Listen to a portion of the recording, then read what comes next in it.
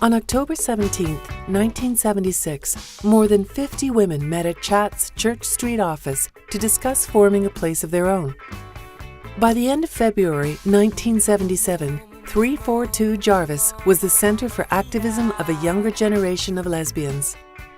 For many of us, the bar scene was not really reflective of who we are, especially those of us who came to our lesbianism through feminism.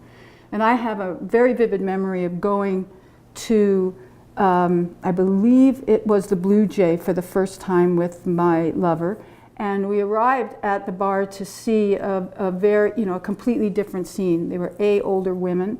There were some, dressed up in, it's very much a butch femme scene. I mean, we call lots of women wearing polyester pantsuits. And I remember they were dancing to Tie a Yellow Ribbon Around the Old Oak Tree. And believe me, I honor that history.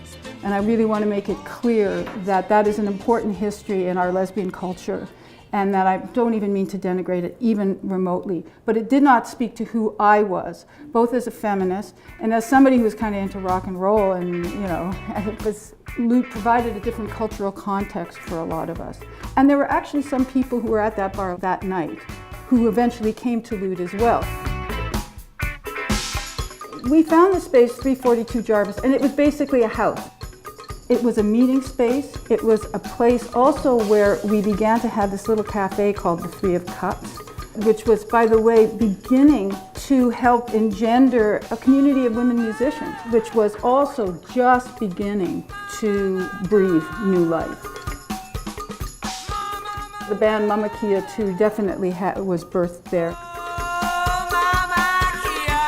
A group of us, mostly after we all went to the first Michigan Women's Music Festival, which was also a big eye-opener for us, and we came back and we said Toronto needs an all-women rock band, so I decided I would help start one.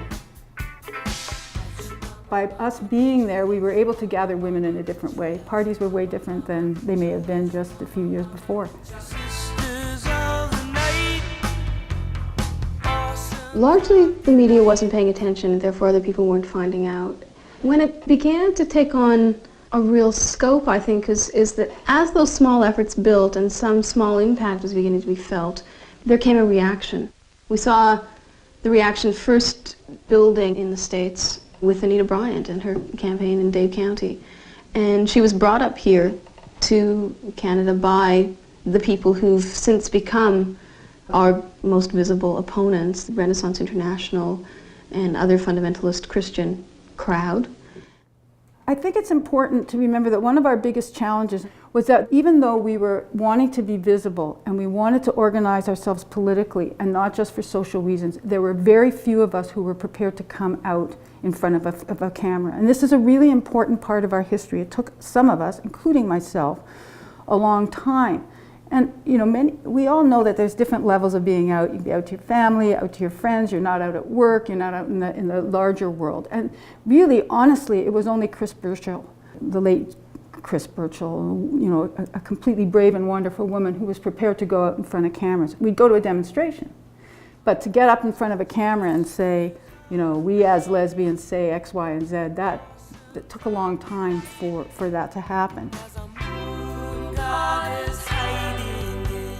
Loot was a clearinghouse for a wide and varied group of feminists and lesbians from across the city. Members of Loot went on to create Superbia Press, Lavender Publishing, and the Womanly Sound and Production Company. They also hosted the first binational lesbian conference in 1979, with more than 400 women attending from across Canada.